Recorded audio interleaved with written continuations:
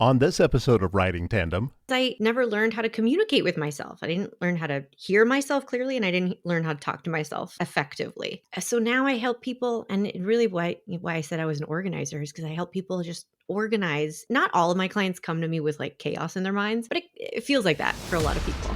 So I help them organize their overwhelm, organize their thoughts, and start bringing awareness to just the things that we didn't get educated in. Hi there. This is your host, Vivian, and you're listening to Writing Tandem, a podcast that is all things business, entrepreneurship, and the secrets to operating a successful business while still having a life you love.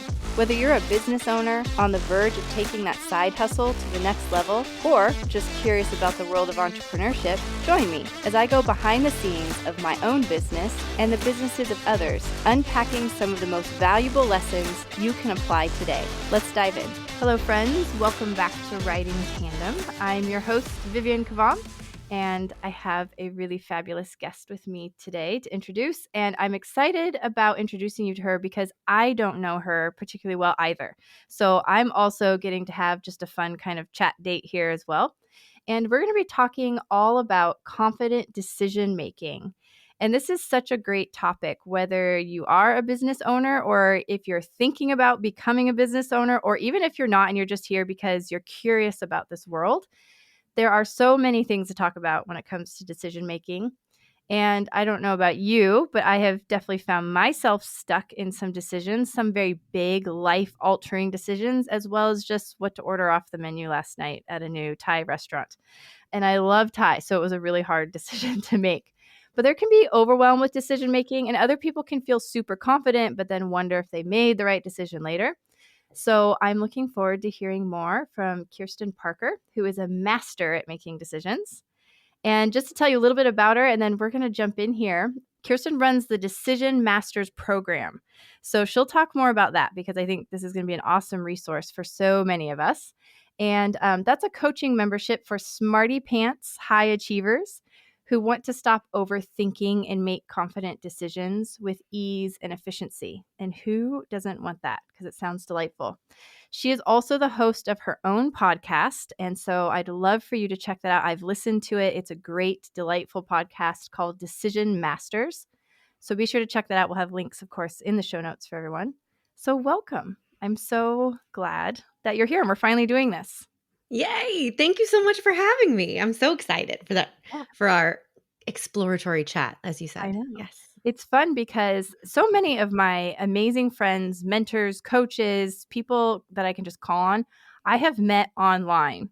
Side note, I actually met my husband online as well. So I have a pretty good track record I love with it. these online encounters. But we met, I think, through we were both mutually in the same like Facebook group, and you were you were launching a podcast. I was talking about it. We got chatting. So I'm curious, how are things going with your podcast, with the Decision Masters podcast? It's a fun adventure. I think that's, first of all, you're really good at the online relationships. I am not surprised at all that you met your husband through there, because I think some people just make it easier to stay connected. I know that a lot of what I work with people on is like judgment about how they're not in touch enough with their friends, or they're not good enough at relationships, quote unquote. And so I just want to acknowledge it seems like a little superpower of yours Oh, that thank you. I've never you're thought about that. you made it really easy to just like get to know each other and become online friends, and then like stay in touch. And yeah, so One of the think things I think about that is there's so many great people who send, and you do a great job of this. You send like emails out. You send your weekly emails, and I think a big piece of that is respond to the emails that delight you. Like I get some, I'm yeah. like, oh, I just felt a great connection. And I used to just be like, oh, that was great. Like, what a great email from Kirsten. And then I would just delete it or archive it or whatever. And now I'm like, well, hold up. If I was in real life, what would I do? I'd be like, hey, that was a really great conversation. Thanks. So I've been like hitting reply more. Yeah. Maybe that's a piece of it. I don't know. It's a huge piece of it, I think. And it's like, I'm a studier. I'm like a student by nature. So I will go through periods of my life where I subscribe to like everyone's newsletters because I want to hear what everyone has to say. But Yes. I think that we're so fortunate to be small business owners, and those are your people. Mm. And it's I'm a people person. I spent over 10 years working in theater, and I know that so many people who you help and are listening to you started somewhere different than being a small business owner. So it can be really easy, I think, for people like us to fall into like these solopreneur cave situations where we are like Living on an alone. island. Yeah. Yeah, and we don't have a team to work with and commiserate with and celebrate with. And it's been really fun for me to lean into these personal relationships that you can create literally out of thin air, like we did and we are, because some of these people, I subscribe to their newsletters and they're full of wisdom and they have great offers and things, but they've got a million people on their email list. You Yes. can't just respond and be like, "Hey, so and so, this I really like this email. This spoke to me." They're not going to write back, but people like us with who are like legitimately small businesses, those are prime for quality connection. And I'm like been hungry for that in the last like 6 months. So I think that's when we got together. It It's is. been great. I agree. And one of the things that really lights me up, which I think a lot about more in the past year and a half, is like, okay, what lights me up? When Mhm. somebody does respond back to one of those emails or to a post and they put it in like a private message or something, I'm like, oh my gosh, like a real connection, which is Yeah. the whole reason we do the things we do, right? Is to have those real connections. So if you're listening and you've ever thought about hitting reply on one of those emails to back to one of those people, do Yes. it because Do it's a really it. magical moment. Yeah. Yeah, and that's like to answer your original question, that's really why I started my podcast when we were first talking, I think summer last year. I was planning on starting it much later, but I was like, "You know what? I wanna start making the stuff I have to say more accessible for more people and really, like, plant the seeds for some dialogues that I'm not, at the time of this recording, I don't have an audience of, like, millions of people. Mhm. So, I have the luxury of being able to talk to people somewhat directly through my podcast, and people and will let me know, oh, this resonated, or this is like somebody at a workshop I ran this morning was talking about one of my recent episodes about the romanticized alternate universe lie, and she was like, my husband and I just call out Raul when this habit happens, and it's one of the most helpful things I've ever heard. And I was like, yes, like this is it makes it's just so nice because I don't know about you, but my brain is like, this is what's not perfect, and this is what I'm not doing well enough, and I'm not keeping up on this, and Mm. all of these things could be better. But it's so important to like bring myself back to what's the point? And the point is to like have more conversations and more connections with human people. So in that respect, it's working brilliantly. I love And that. it's imperfect and it's okay. Yes.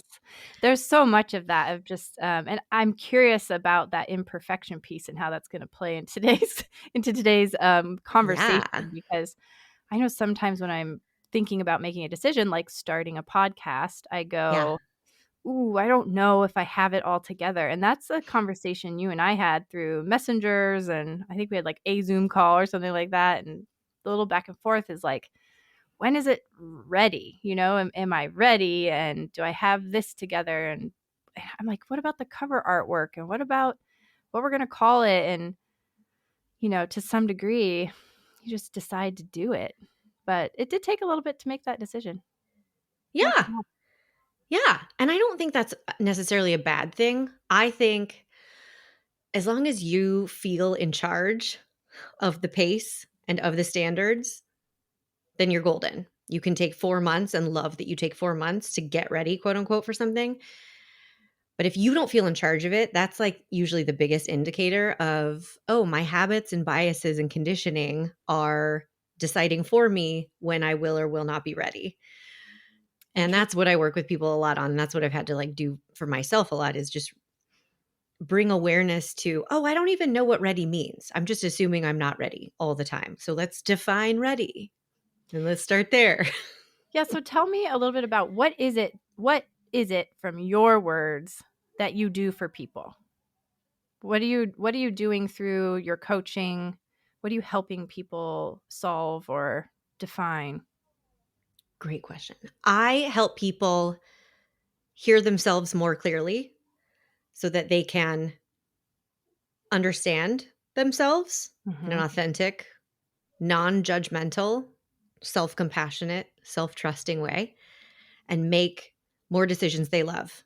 Were you like did you come out of the womb like as a great decision maker? Yeah, Is that how you ended up this way? totally. Obviously. Is that weird? No. No, it was my biggest pain point. And I had a whole career before I was a coach. I worked in theater, as I said. I think I said. So And tell me more about that. yeah, So I you was a started off theater in theater. stage. So I'm literally like, okay, so you went from theater Yeah. to coaching people in decision making. Like, we definitely need to hear the story. Yes. Well, I'm an organizer. Really, I think we were talking about this before we hit record because I just moved and I am an organizer. Like that is if your spirit animal could be an organizer, that would be my spirit animal. So, the job that I did basically from, I don't know, sophomore year of college until I was in my early 30s was theatrical stage management or stage management for live theater productions. And I got my master's from Yale in it. I did it, in New York. I New York and I did not get along, but I like that Uh-oh. city better than San Francisco. So I'm from LA. I had to just come back to LA. I'm an LA girl. Um, but the stage manager of theater is the organizer. We organize things, we organize props, Uh-huh. we organize scene changes, and we organize schedules, and we also organize like personalities and conflict and uh, long-term calendars and problem solving all day long. And I was very, very functional in that setting in my life, but in my personal, non-professional life, I was constantly overthinking, constantly mistrusting my decisions, just assuming I didn't know enough and wasn't doing the right thing. I was probably behind. I should be farther along. I should have more figured out. I was Mm. always anxious that I was missing out on some other path I was supposed to be on, or I was going to miss out on it. So I needed to I was like lived with my shoulders up, I feel like, for like 15 years. So That's a great way to say it. I like yeah, that picture of how it feels in your body just when like, you're ugh. anxious and you're unsure. I can totally relate. In fact, I've had some things go so far with anxiety and decision making and just going through a lot of turmoil and having to make some big decisions in those cases where my body actually did it. The doctors ended up calling it basically it was clenching. They thought I had Wow. rheumatoid arthritis. And then it passed within about 12 days. I couldn't move. Like, I was looking down at my legs saying, "Okay, like, move, like, take a step." And my whole body just clenched up essentially, and it was around my Wow. joints and my nerves, and it was a really scary time, but it makes me think of how our bodies respond to, "I don't know what to do," or "I'm gonna make the wrong decision," or the big one I think is, "What if I decide and then I regret it later?" Yeah. So I can totally relate to that. I like that word picture of shoulders up to your ears, right? Yeah. So how'd And you I get out of think, well, I got coaching. I'm not gonna lie to you. It changed my life enough that I ended up changing my careers to be able to help people drop their shoulders and finally feel more grounded in their own lives.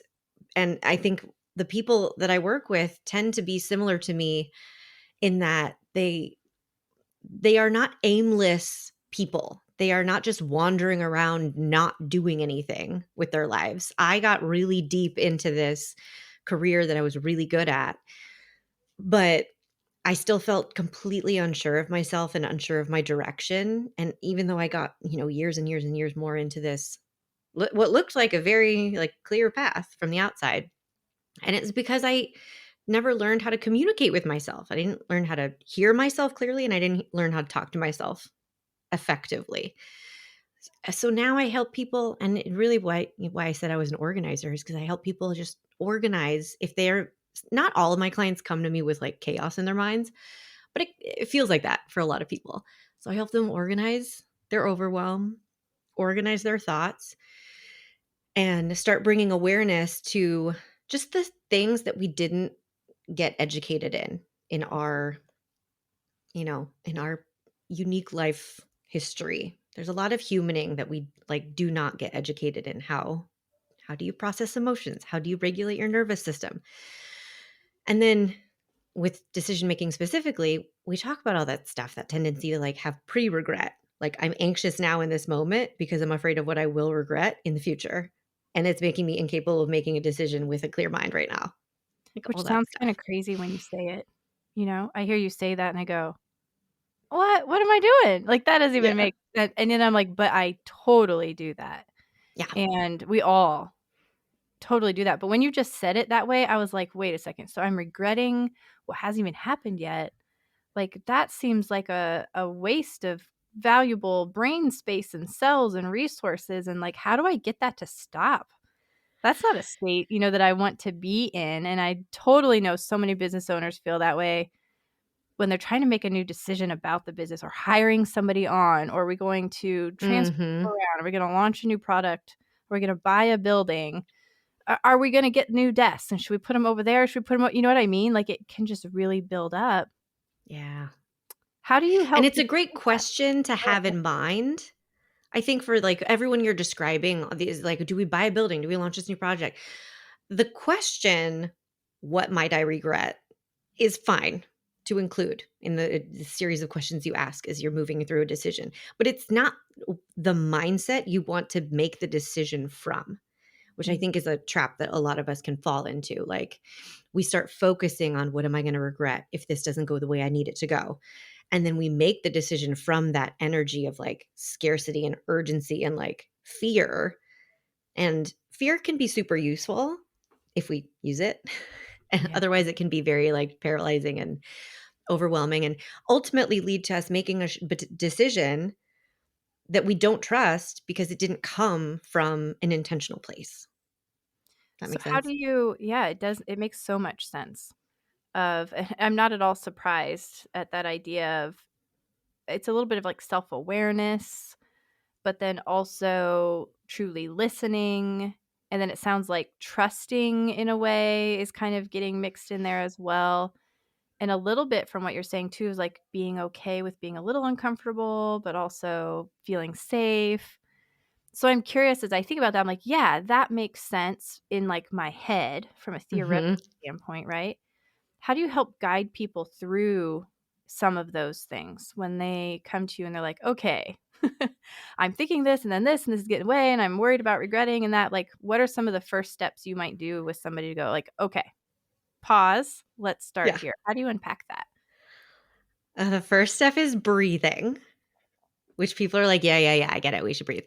But just like you said, like your what started as mental angst translated so viscerally into your body that it clenched up to the point of immobility. Mhm. So I used to be a big eye roller at like involving your body at all in the process, but it's like non-negotiable. You have to breathe. We have to just start taking some breaths. And I know people resist it because when I'm doing live sessions, Mhm. they'll unload everything that's stressing them out. Like, I want to buy, let's just use your launching a product example. Like, Mhm. I want to launch this product, but I'm worried about this, and so is telling me this, and I'm worried I'm going to regret this, and I needed to get that, and da da da da da. And they unload, and I'm like, okay, let's take a breath. And they nod, and they're like, yeah, I know. And I'm Mm. like, okay, but let's really take a breath. Like So for real, like breathe I in can, through your nose, out yeah, through your mouth. Why yeah. do we get so embarrassed about that?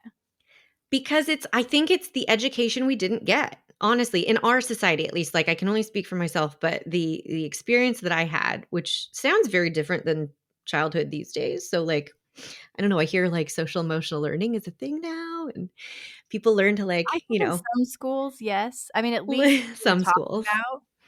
But do Yeah. all schools have those resources? Have the teachers No, been trained? Do they absolutely have not. time to work it in? But I'm with you. I'm hearing it more. So I think that's Yeah, hopefully.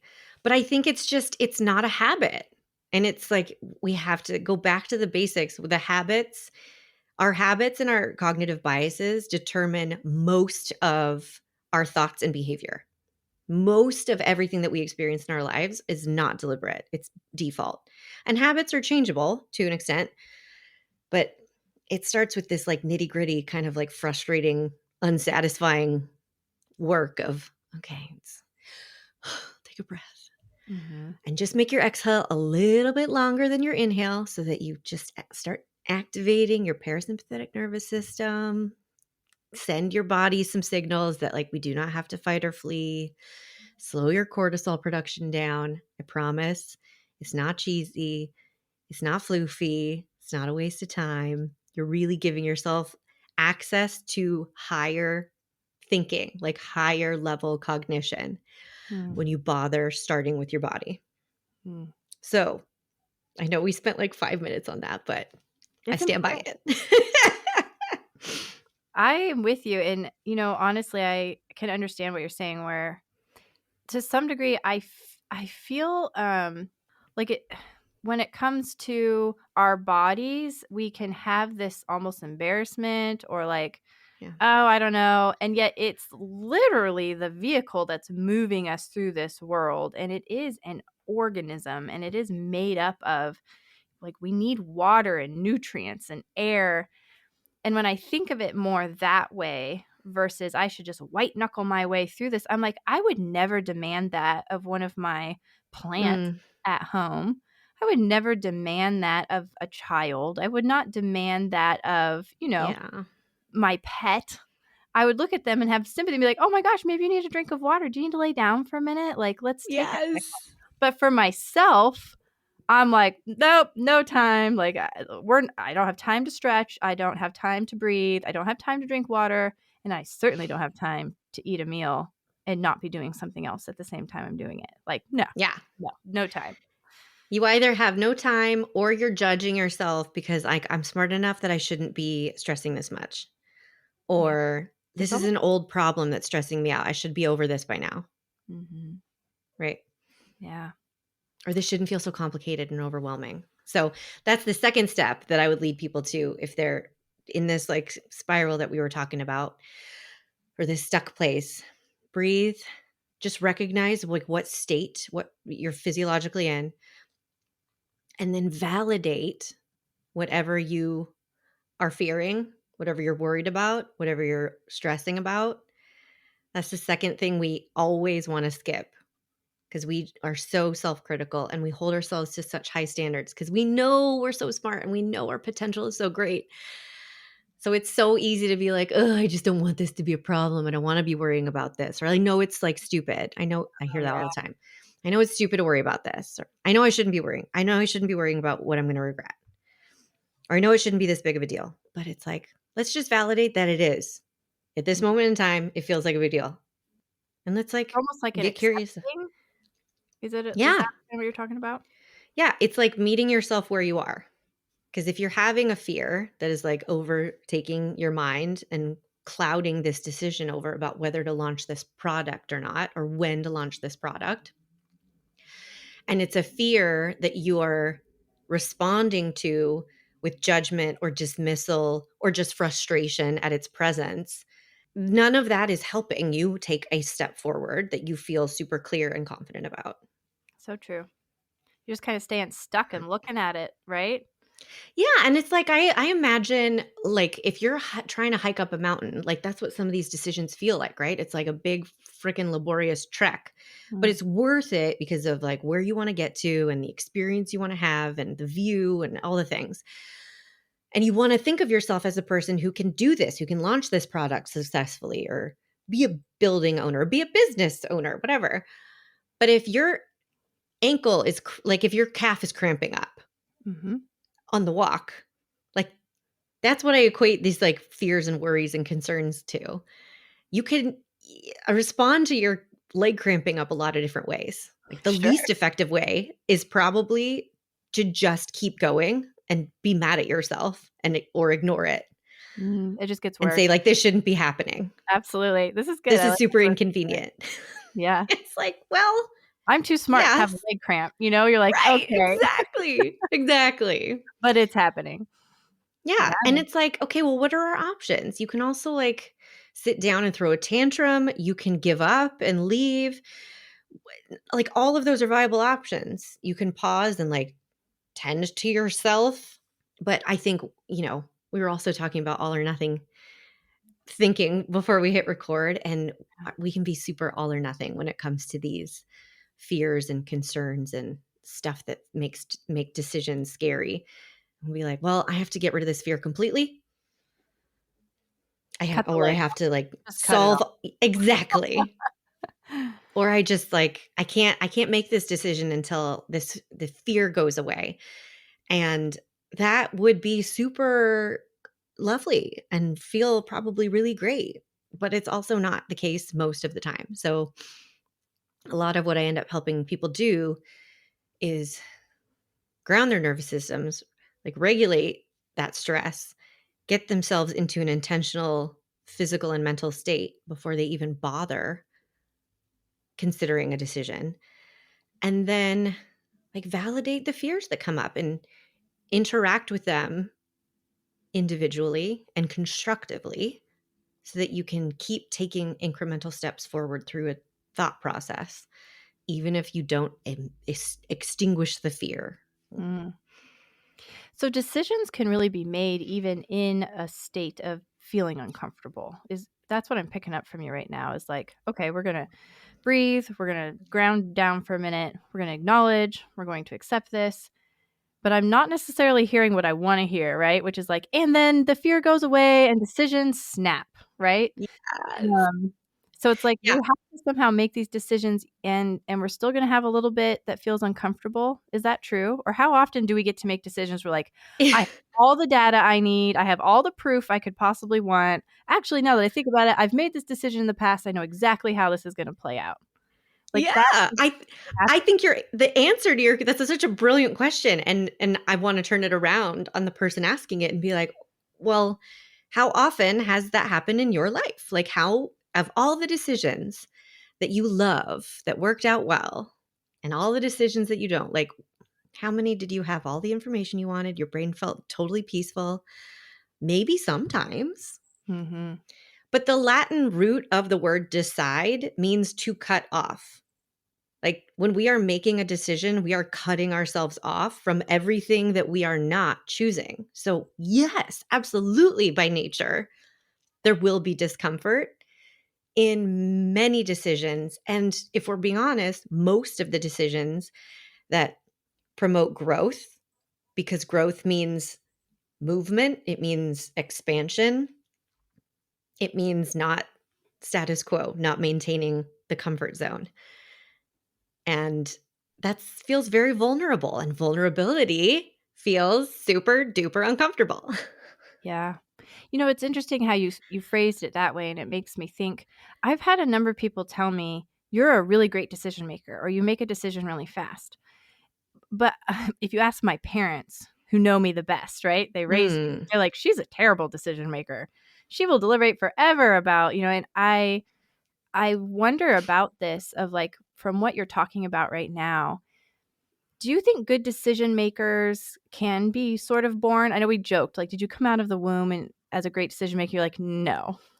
But do you think it is something that is innate to people, or is it truly like a skill or habit that's cultivated? Does that make sense what I'm asking? Are there some people who are just like, they're just good at it because they were born that way? Or do we all have to like strengthen this muscle essentially? Well, I think that you have to start with defining your terms. So I think where where it gets wonky is if you're defining a good decision by the outcome. Ooh, tell me more. Well, you can look at somebody's life and say like, well, they got this degree and they made this much money and they married this beautiful person. They had these perfect, polite kids and they have this great house. So they must be a great decision maker. Or You can define decision making on like the experience of the process in your relationship with yourself. Interesting. I think that it's really, really valuable question for someone to ask themselves if they're put like if you're sitting here and you're like, I want to be a good decision maker. What do you mean? Do you mean you want all of your decisions to turn out well? Because duh. Like Mm-hmm. that's that's Mm-hmm. that's not necessarily a special thing to aspire to. Like, yeah, do we all want to be in charge of the world and control of as much as we can be and like have Yeah, I things want things turn to out the way turn we out. want? Yeah, I want to make a decision to turn out perfectly. Like, of Of course. Yeah. course. Mhm. That's a really I'm struggling to find the adjective I usually describe that like a, oh, it's very conditional. The Yeah. confidence that you derive from being that kind of good decision maker is super conditional because you can make good decisions until like some surprise or failure or feeling comes up in your life that throws things off course and now all of a sudden things aren't going the way that you planned and Mhm. wanted and you're calling that a bad decision now. That is so good. Okay, so what we're saying here then is people can be making decisions and they can have great outcomes, but that doesn't necessarily make them a great decision maker because Yeah. that experience even of making the decision, maybe that wasn't good. Yeah. Yeah, I love that. So That's how do you define it the other way? The idea of like kind of the experience of the decision that you were alluding to. Take me through that. yeah, I think that the people I work with end up joining my program because they want to be the type of good decision maker. The way we define it in Decision Masters is you make powerful, authentic, self-honoring decisions. Powerful meaning you feel like you are empowered in your life, you have autonomy, you have agency that you are exercising. You don't feel Mhm. steamrolled, taken advantage of, victimy. And we can all get to those places, but it's not the way that we want to run our lives overarchingly. And then authentic, like, are you making decisions that just keep your life moving forward, or are you being true to like what you really want and what really lights you up, as we're talking about? And that can be a big struggle for people because you can make good decisions that turn out well and look really good on paper and look really good to other people, but if you're not being authentic to yourself, like that's something I really end up talking to a lot of people about because we get so scared that we're gonna mess everything up if we do something scary but feels like more in line with what we really care about and what we're really curious about. And It's then almost well, tell I me. I gotta stop for a second there. Yeah, I yeah. hold the boat. Hold the door. Pause.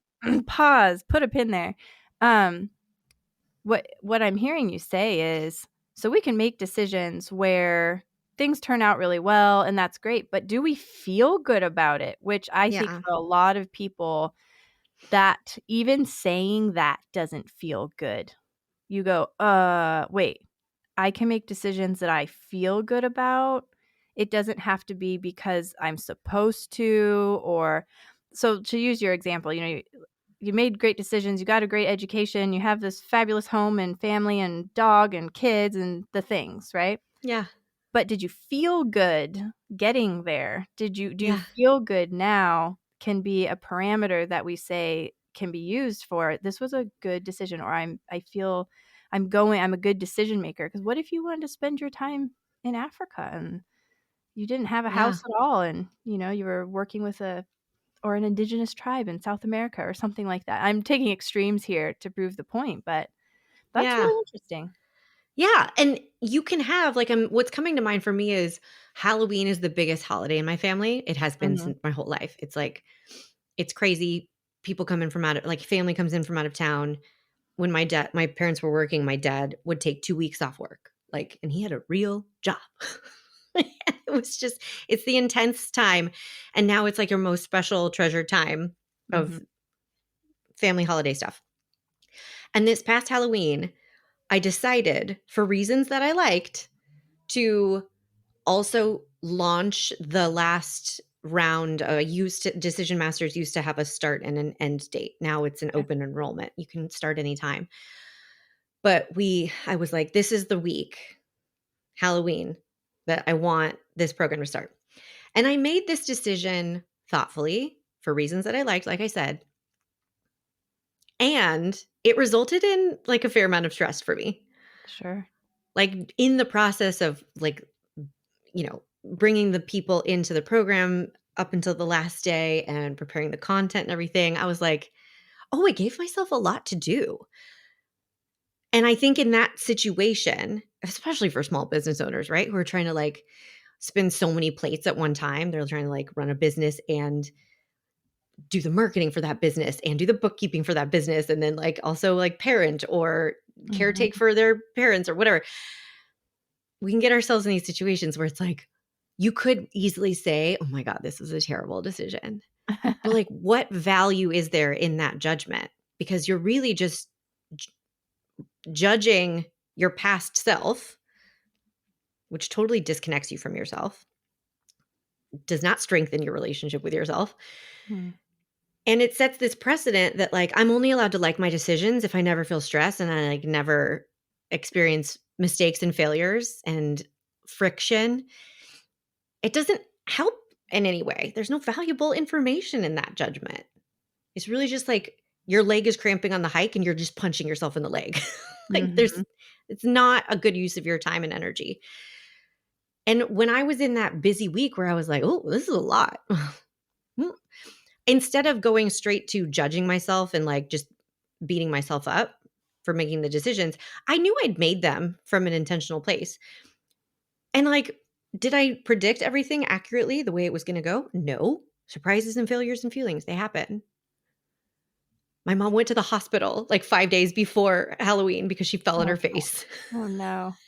That was not planned. And I wasn't there because I was working. But we have to stop getting in the habit of experiencing something that feels like a challenge or feels like a failure in the moment and immediately going to judging ourselves and judging our decisions. Because it's not as valuable as staying on your own team and using all of your resources and resilience in that moment to like navigate that challenge. Yeah, I could totally see that. And absolutely have experienced that. And then when I think like through the lens of getting to look into other people's lives as well, which is always fun. Like you can see it through the stories, right? Like the stories that I've encountered, the stories I see out there as well of why do we spend so much time? When you think about it, why do we spend so much time going, oh, it didn't turn out, so it was a bad decision? Exactly. Yeah. Yeah.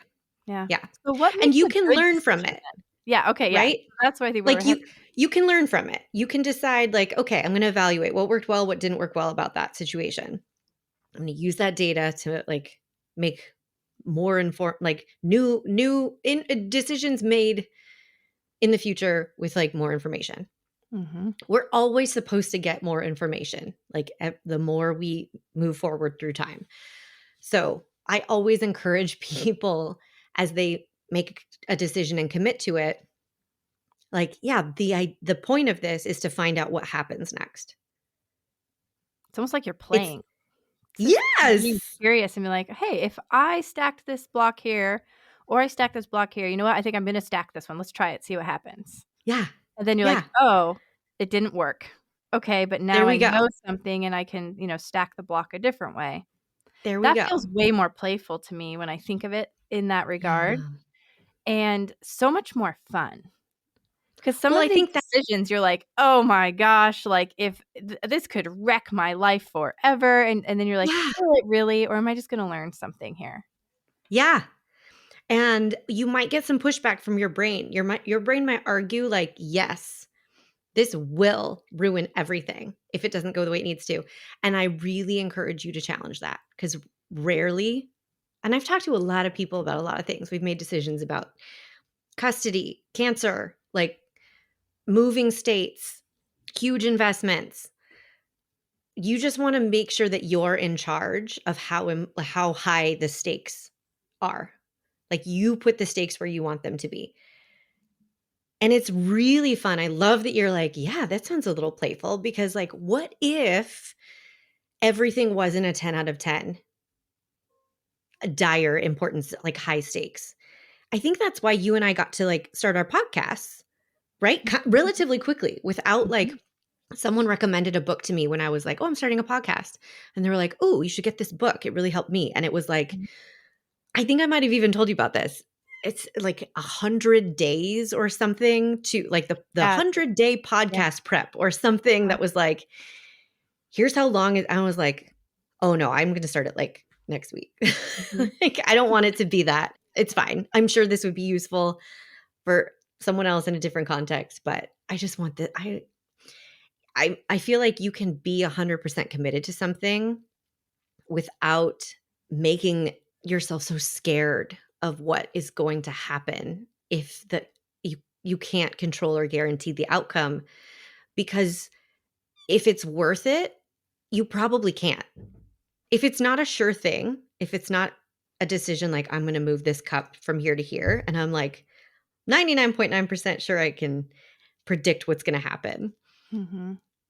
If it's not that easy to control or predict the outcome of your decision, that means it's probably worth it. This just makes me think it, and I have nothing to back this up with. I'm just kind of riffing here of what it's making me Yeah. think of. So this is not scientific or well researched, but it makes me think of kids again Yeah. who, and they talk about how kids, they pick up it's crazy knowledge within their first few months of life, let alone the first few years, but then it's like it kind of starts to drop off, right? Because it's like, I forget the exact statistics, so I'm not even gonna try, but essentially kids are having so many new reactions and interactions, and they're discovering something new like every second until the age of 5 or something like that.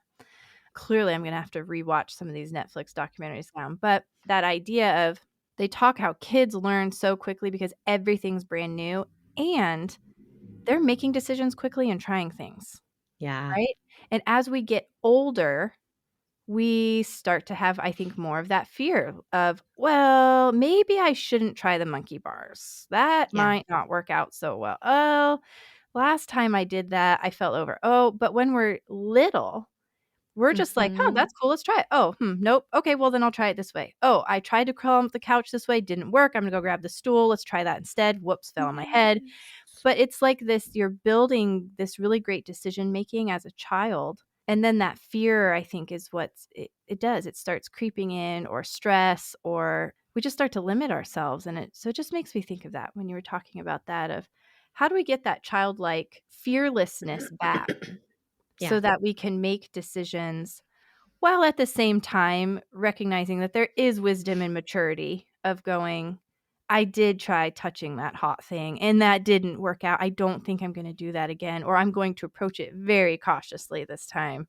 There is Yeah. wisdom gained, I would imagine. I mean, that's how things have played out in life for sure. Not just running Yeah. around like, that feels good, I'll do it again.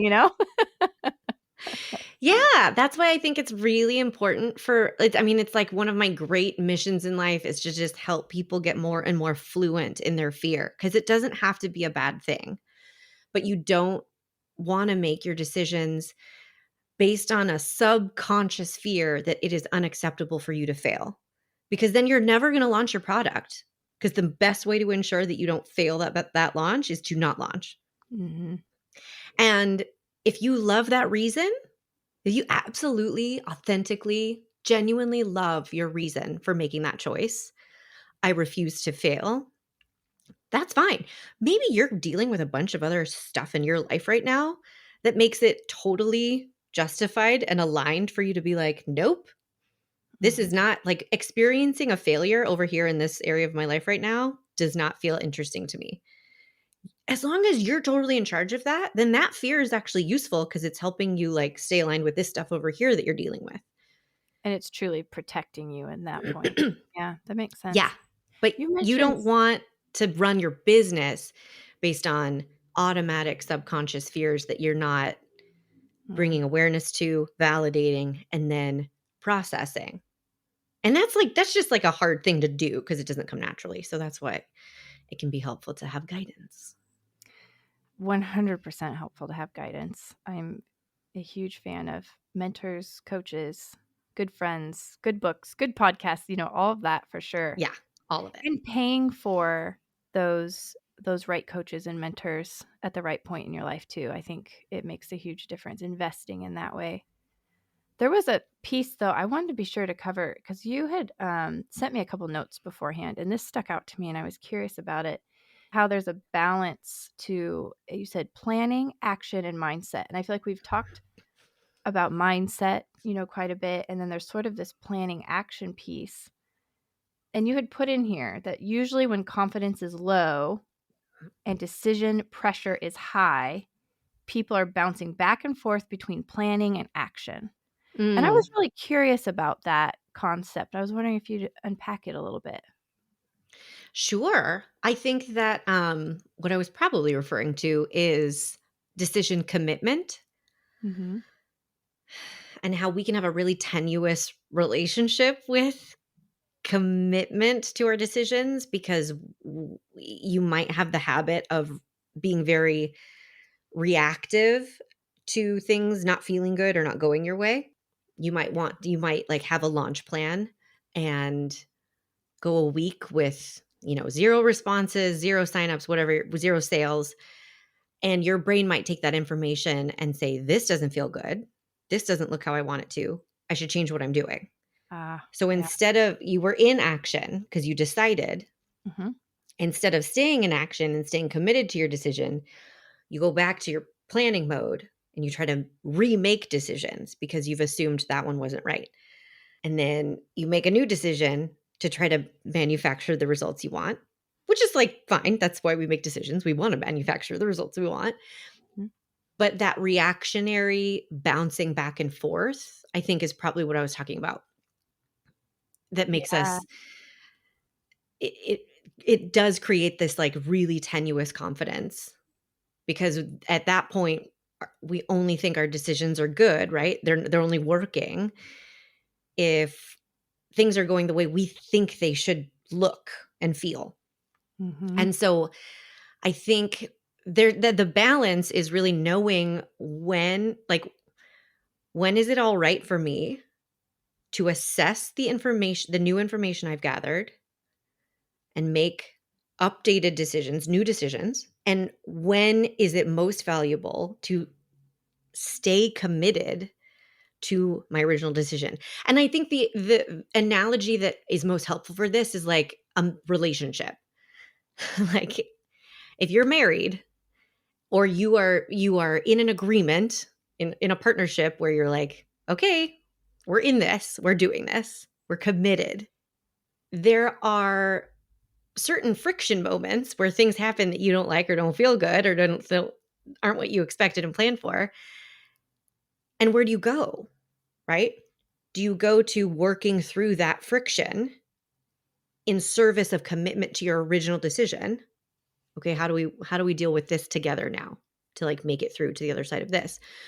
Or do you use that new data, maybe something unacceptable to your standards happened, that's new information with which you can make a new decision, right?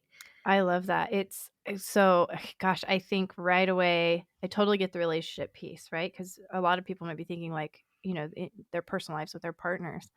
But I also think about business partnerships as well. Yeah. A big question for a lot of people. Should I start a business with this person, or should I sell a piece of my business to this person and we're going to be a partnership, that kind of thing.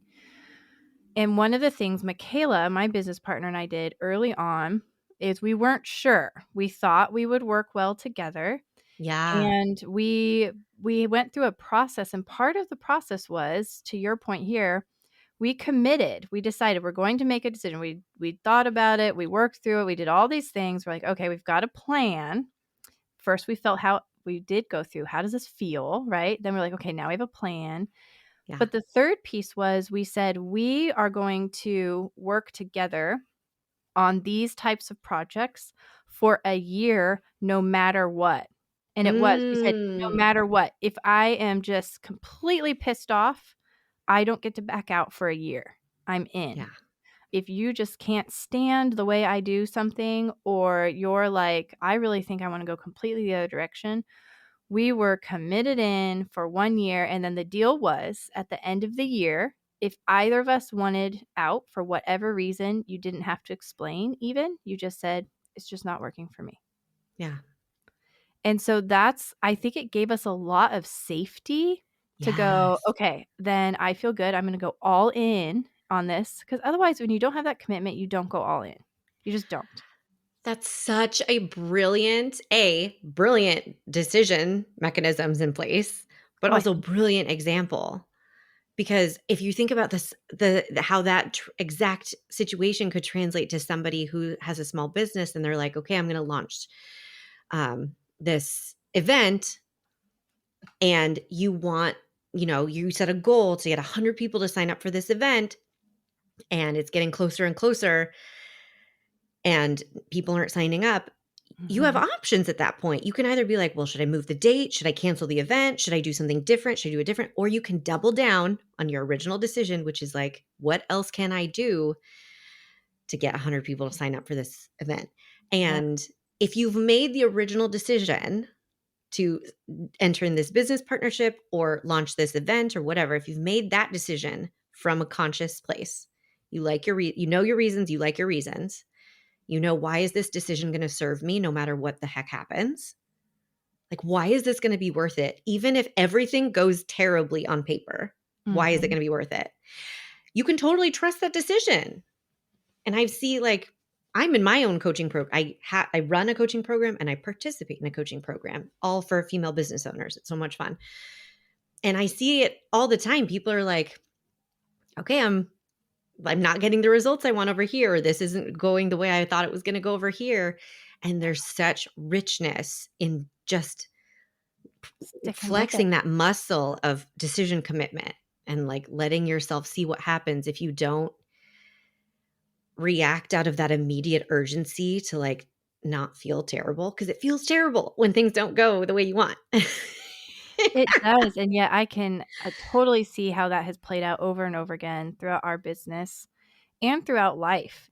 And my parents both were business or are, I should say, but business owners, and they always said, "You've gotta go all in, burn the lifeboats," essentially, but you Yeah. also have to know your bailout point.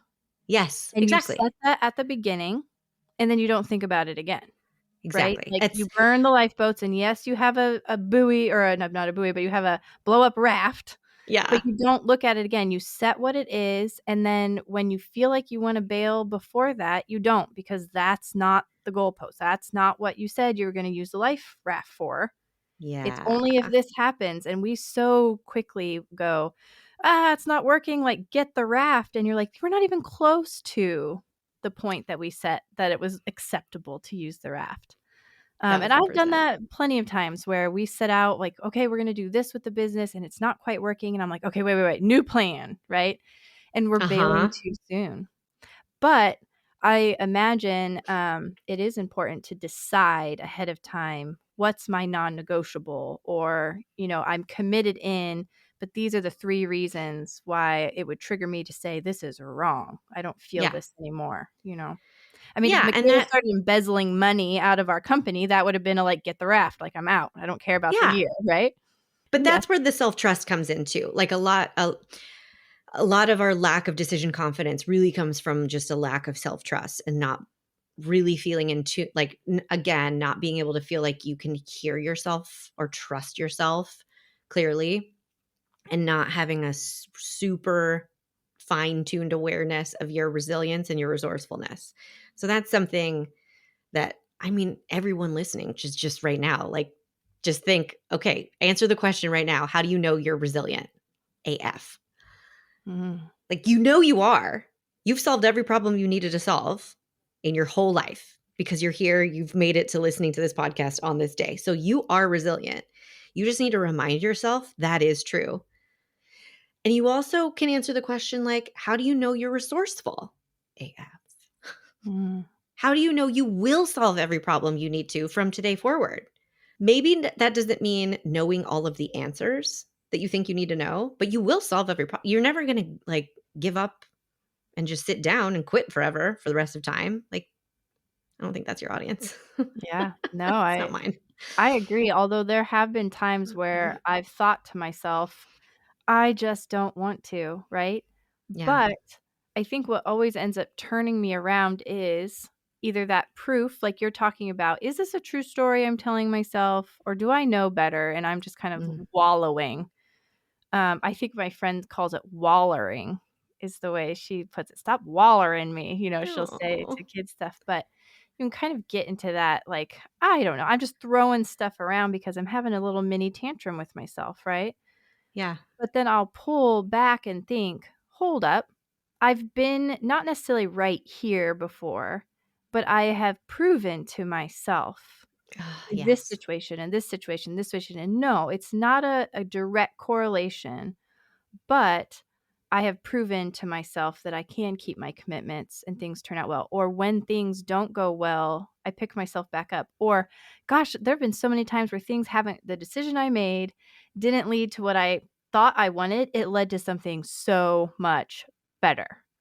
I mean, how Right? often has that happened? Like, no, it didn't turn out how I wanted at all. And thank the good Lord, Yeah. because it turned out way better than I could have imagined. Yeah. That's happened Thank God we quite a bit. can't Mhm. thank God we can't control or predict everything as much as we want to, because it actually would be like quite a boring life. Yeah. But I think what you're speaking to is just like that's the other piece I all constantly have to remind people of is like humaning is hard. Like our emotions can feel very inconvenient because it can be really tempting to just think like, well, I should just have a positive mindset. I should just believe everything is going to work out. And like some of the time, yeah, that's super helpful and it will change your whole life if you have that mindset some of the time. But you can't put the pressure on yourself to just have like a frictionless existence and feel good all the time because sometimes you have to have a tantrum like Mhm. because that is humaning in that moment for you and we have to like build up not just the self-trust but like the skill of being able to self-compassionately respond to yourself so that you can like have a tantrum when you need to have a tantrum then you can get on with your day. Yeah, it's true. I mean, that whole idea of avoiding, sometimes we avoid the uncomfortable moments or even the painful moments, and there is so much. I mean, that there's song lyrics and poems and all kinds of things out there, but there really is a lot of beauty that can come out of painful situations. And it doesn't always mean that it has to be painful, like you're going through a divorce or you're losing your business, or, you mentioned some people are making decisions about custody and cancer. And I mean, those are extremely painful. And there can be beauty on the other side of that. But even in small decisions, the things that are a little less like giant life impacting, it can still feel painful. Of like, do I want to make the decision to put this food in my mouth or not? Like, Yeah. you can kind of go through those as well. And it's interesting. I've definitely found that those smaller decisions really are also part of the proof, right? Maybe you're trying to make a big decision and you don't have anything to compare yet. I've never started a business before, you're thinking. I've never Exactly. done anything like that. So I have nothing, you girls Yeah. are talking about this. Like, no, I got nothing to pull on. Okay, but you have proven to yourself that you decided you didn't want to eat sugar and you didn't through the whole Yeah. holiday season. That's a little bit of proof that you can Yeah. trust your decision making or whatever it is. So I think about that a lot too. Those little decisions really can build up to a lot of resilience, like you were talking about. Yeah. I was curious. So you have, as we're kind of wrapping up and summarizing here, Mhm. although I could talk about this for a while for sure. I know we do. I say this on every podcast. People are like, Vivian, you just like to talk about things. Like, yes, that's true. Yep. Um, Samesies. But you have a 6-step framework, and I think you've hit on, if not all of them, a lot of them. But I was curious, would you share with us just what are the 6 steps that you walk people through when they work with you? Yes. And I didn't even pull up my little handy checklist. So I'm going to do off the cuff and make sure I remember. But you can get this. I have a checklist you can download for free at kirstenparker.com/checklist. And the first, like, I go through each of these at the beginning of my podcast series. So the framework is simple because we want to be able to simplify our decisions so they don't Love feel too it. complicated and overwhelming. And each lesson has its own episode. Yeah, because sometimes it's like these are really the things that help me, and you need a different one at Mhm. different times. Like one is usually the standout, like, oh, this is what's happening. So the six principles of simple decision making. S is singular. So you want to give yourself permission to make one decision at a time. Mm. And this can be a huge, huge growth area for people who have snowball thinking tendencies and link everything together. And like, I can't make this decision without it affecting that and da da da da. But the truth of your human brain is that it can only do one thing at a time with concentration and effort.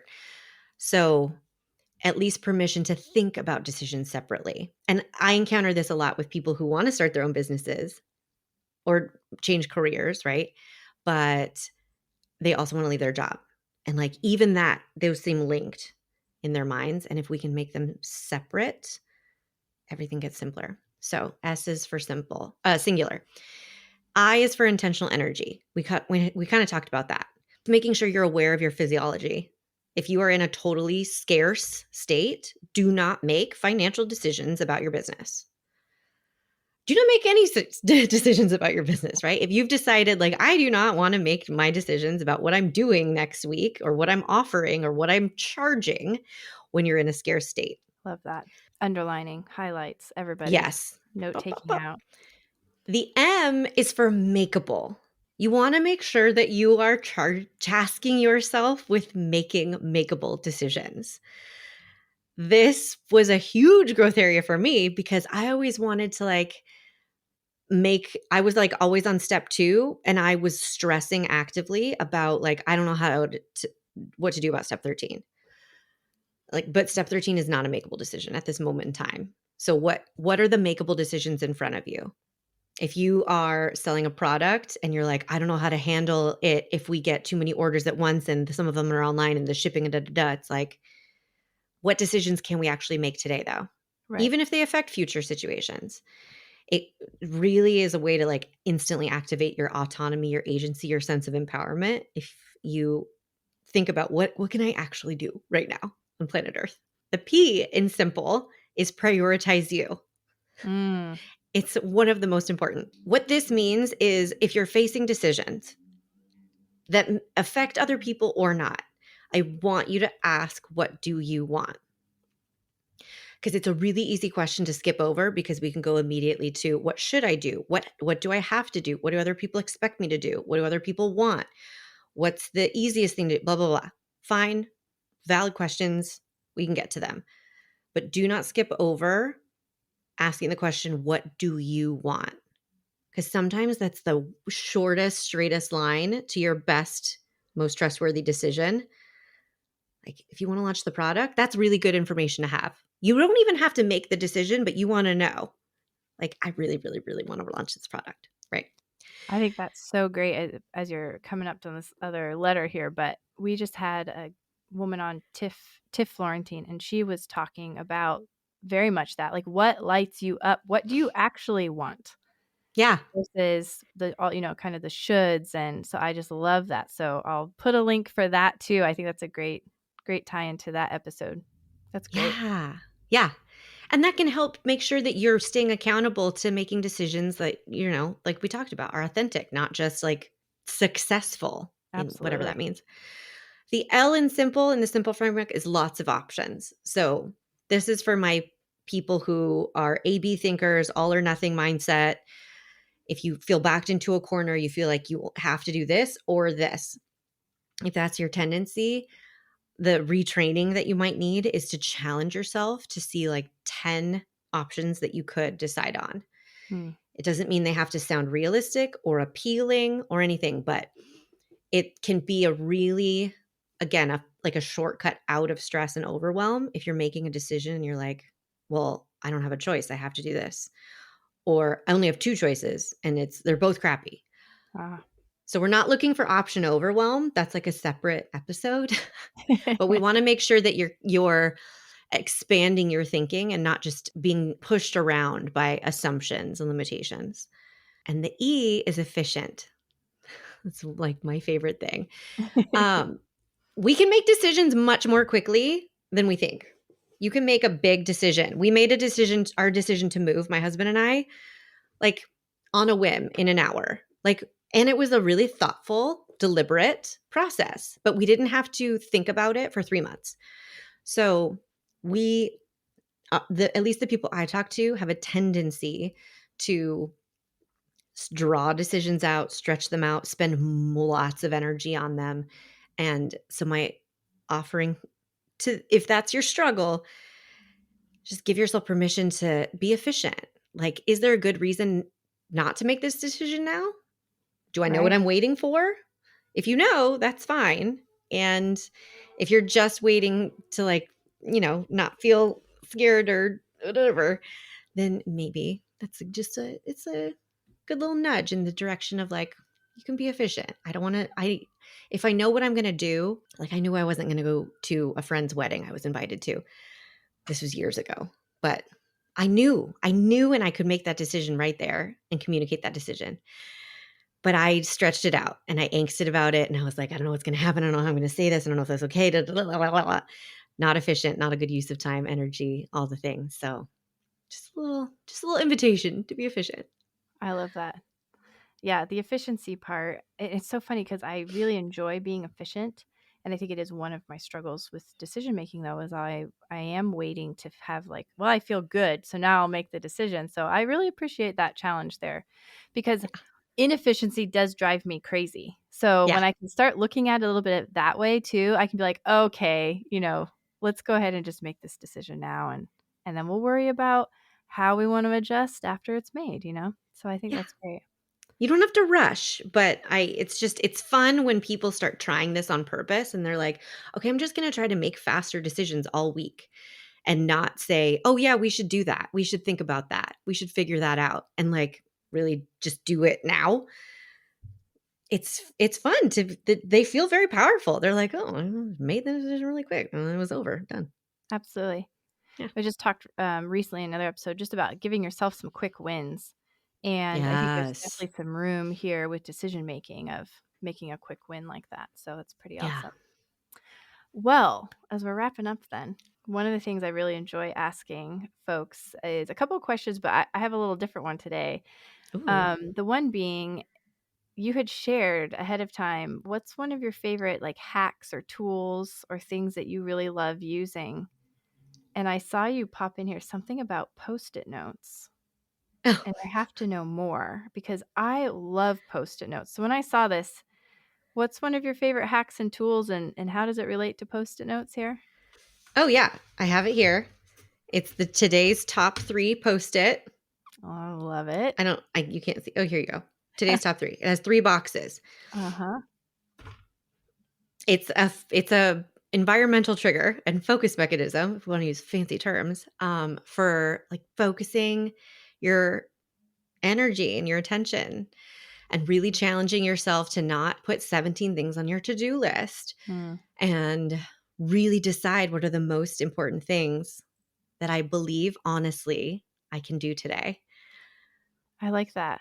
And I know this would be breaking your not necessarily rule, but principle of one decision at a time. But I could see using something like that where you're like, what do I feel like are my 3 biggest decisions that I have to make or I want to make or are bothering me? And Yeah. sort of prioritizing to get to that number 1, like, oh yeah, this is the decision first. So I like that sticky note idea. And I wonder if it could be repurposed into this decision making topic as well. Would be kind of cool. Yeah, and it's Yeah. absolutely not breaking the rule. You gotta organize. If your brain feels like chaos, it's fine. You can organize it. Separate to simplify. You have a million if you feel like you have a million decisions to make, if you write them down, first of all, you'll be delighted to find out you do not have 1 million decisions to make. You might have Mhm. like 4 to 16, fine. And then you can absolutely, like, run them through the list. Are they makeable? Great. What feels the most important and doable today? Great. Can you get yourself an intentional energy to, like, approach that decision? Great. Done. Yeah. I love it. Anytime we can use sticky notes to get to a solution, I'm in. Oh I yeah. just love sticky notes. They're Gotta just my make it favorite. easy. Michaela actually, she was showing me this tower on Amazon the other day, and it's like a way to organize your sticky notes and have all this stuff. And she's like, "You totally need this." And I was like, "Yep, I have entered nerdom in sticky note land. Apparently, now that people are finding me things on Amazon with sticky notes." Whatever works. Yeah. Whatever works and brings you joy. Yeah, I'm curious what you think.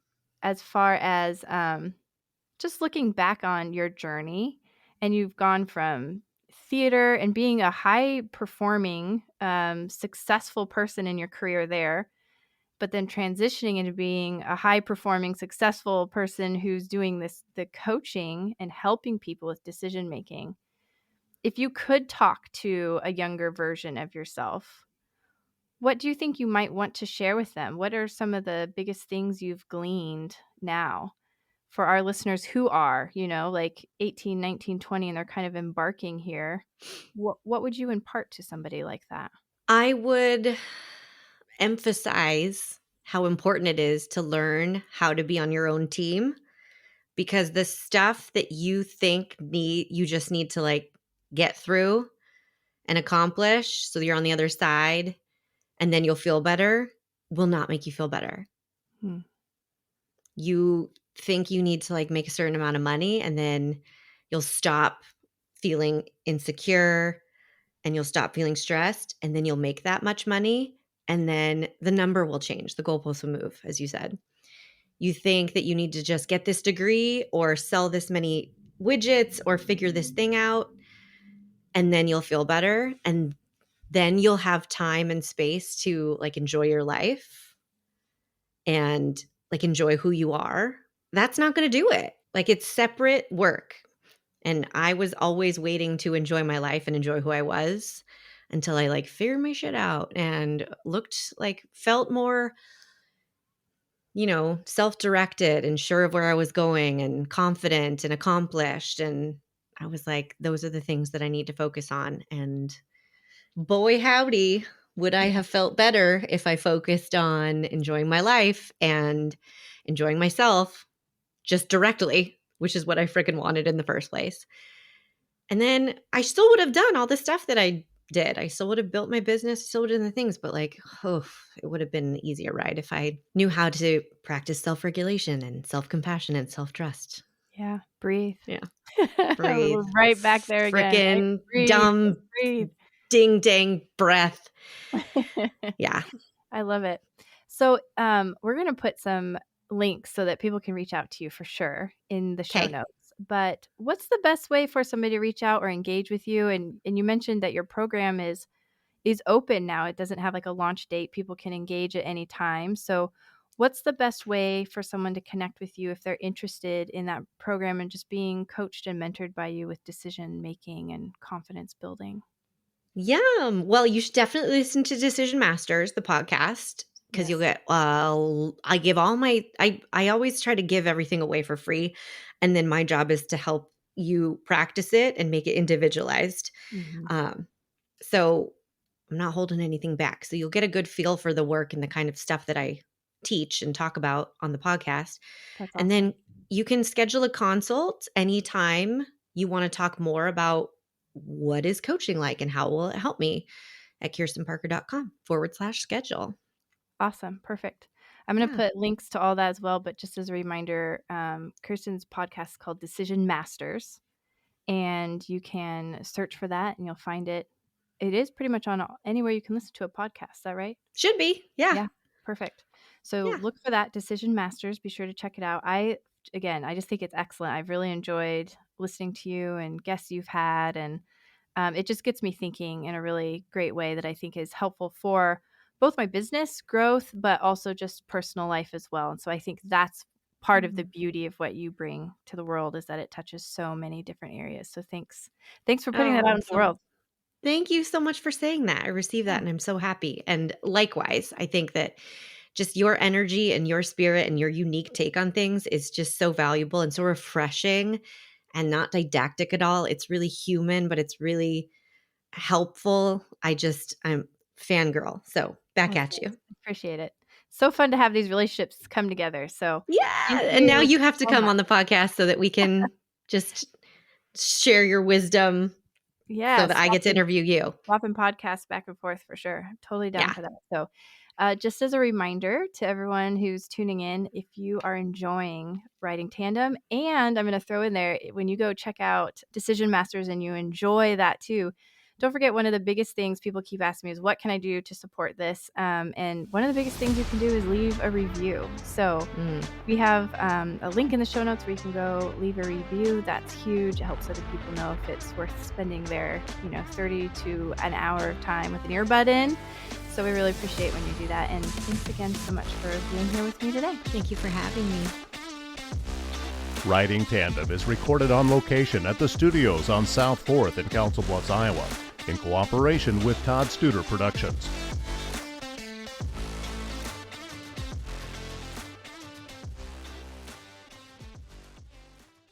Hey there, quick question. Do you make decisions super quickly with total confidence and zero second guessing? Well, let me tell you, if you're a no, you're not alone. If you want to stop worrying so much about other people's opinions, angsting about regret, and getting stuck in option paralysis, come join me in the Decision Masters podcast. I'm Kirsten, the decision coach for overthinkers, and every week I'm sharing tools to make it easy for you to make empowered, authentic decisions you love. You can subscribe to Decision Masters everywhere podcasts are.